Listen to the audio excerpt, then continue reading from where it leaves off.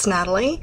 I am sorry that this video is a little bit late. I meant to post a video on Saturday, but obviously things have happened and I didn't get to do that, so I apologize. But I want to say hi, YouTube, and thank you all for watching. I did get a lot of personal messages through Facebook and some email, which I'm not sure how I got that, asking me to give a little bit more information about my background and how I came to my path in the first place. So today I'm going to try to shoot out this quick video about that. I don't have a problem with sharing how I came to a pagan path or why I chose that path, especially so late in my life. I did turn 40 this year, and my husband thinks that I'm in the midst of some sort of midlife crisis, but the fact of the matter is it's not a midlife crisis, it's a midlife awakening. I finally came to the realization that I can't continue to live my life trying to please everyone else around me, that I need to be the one who's happy, because if I'm not happy with myself, I can't be working to make others happy or bring joy to other people's lives. And I realized recently that I have this much joy in my life. I have 2 teenage daughters and 1 adult daughter, and so that right there is enough to make you not have any joy in your life. If you don't have teenage daughters, you won't know what I'm talking about, but if you do, you're probably laughing right now. So a little bit about where I came from. I grew up in San Antonio, and my family, I thought growing up, was very close-knit. I had the pleasure of seeing most of my cousins a lot of the time, and when we lived in Colorado, I was born in Colorado. We moved to Texas when I was 6. We moved during Christmas break of my first grade year, and that was a very difficult move for me. I did not adjust well to the move, and consequently did not have a whole lot of friends growing up. And actually, I had gotten interested in ancient Egyptian culture in about 6th grade, and I started studying avidly. I bought a copy of the Book of the Dead. I had a copy of a book called Herbach, which I actually saw at a half-price books the other day. I should have picked it up. It was $8. But it was an interesting story. They had reconstructed the tales from hieroglyphs about a particular initiate into one of the high priest cults there, and so I thought that was very interesting, and I had gotten very interested into that and was interested in that for a long many years. It's still an interest for me. I'm a secret Egyptologist, but that actually began my foot on the pagan path, because I also grew up in a home that I will consider religiously strict. My parents weren't overly strict in terms of discipline, but my mother was tyrannical about religious views. I remember horrendous fights between my mother and my father growing up, because my father had been raised Baptist and my mother was Church of Christ, and they're both crazy. And I hope I don't offend anybody by saying that, but some major issues I had with both of those faiths growing up was that if brother so-and-so disagreed with brother so-and-so over here, he would just break off and go form his own church. And there was a lot of squabbling over what this particular scripture meant. And if brother so-and-so didn't agree with brother so-and-so, again, they would break off and they would go form their own congregation. And I thought to myself, how in the world can this be one body and the Church of Christ if everybody has a different view of what these scriptures are saying? And whenever I would ask my mother questions like this, her immediate response was to become extremely angry.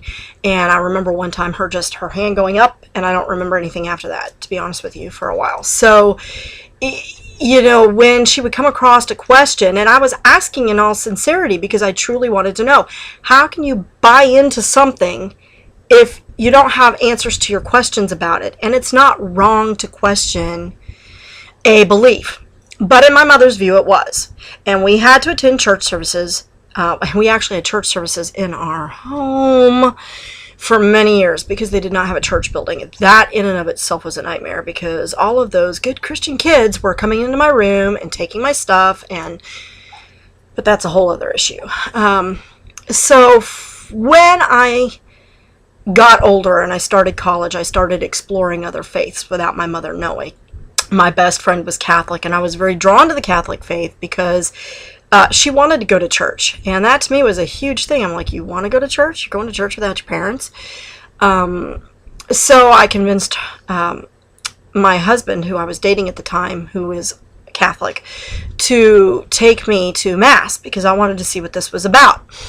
And I had already started talking to a priest on campus, and all the questions I had about Scripture, he could answer. And that to me was a big thing.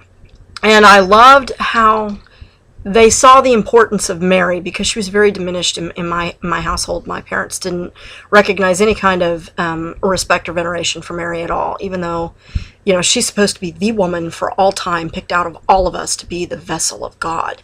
And so I had some issues with that too. And I really was drawn to the church, and I understand now that I was drawn to the Catholic faith because the Catholic faith really does embody a lot of the pagan ways. A lot of the pagan holidays, a lot of the Catholic holidays are centered around pagan holidays and are kind of celebrated for the same reason. And the biggest one I can think of is Yule.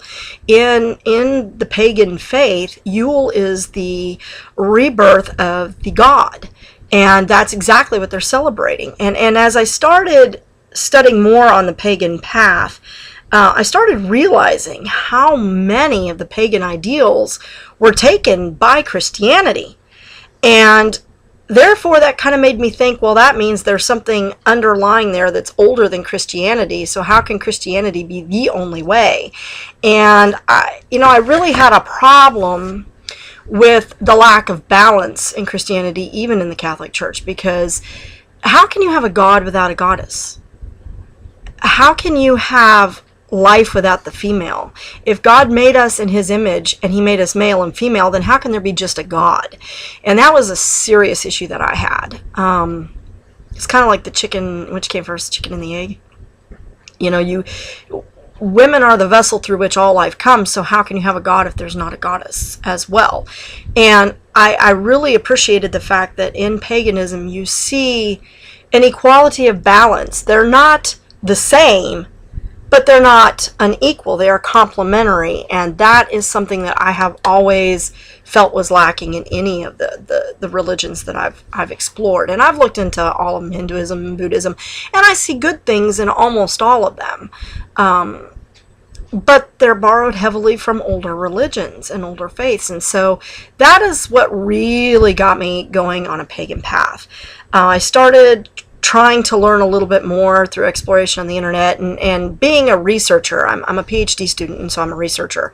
That I realized that research on the internet can be kind of a dangerous thing because you're not always sure that you're going to get good, solid information.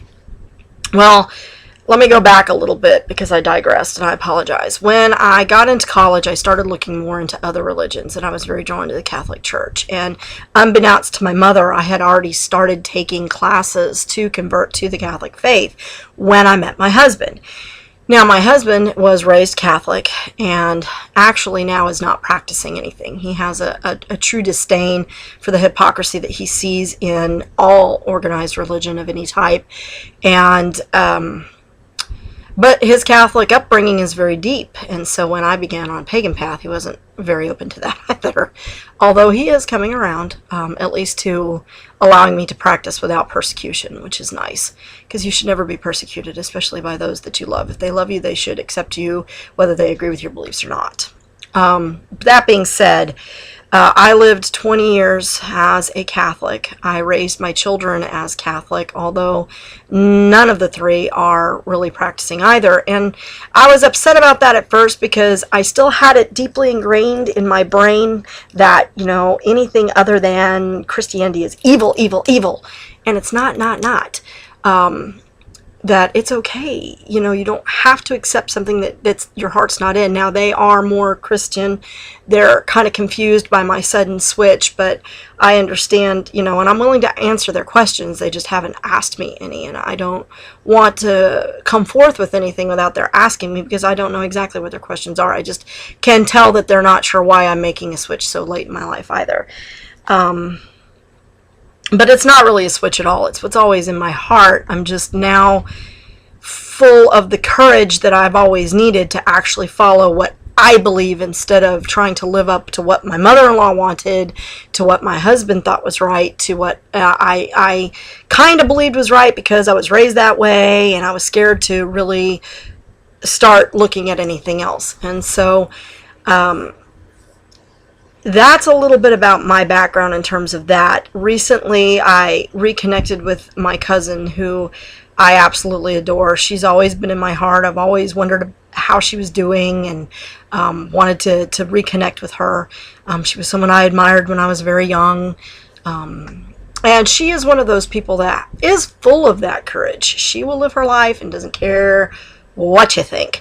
And I think that that kind of gave me the little oomph that I needed to get myself going and to say, you know what, here I am, I'm 40 years old.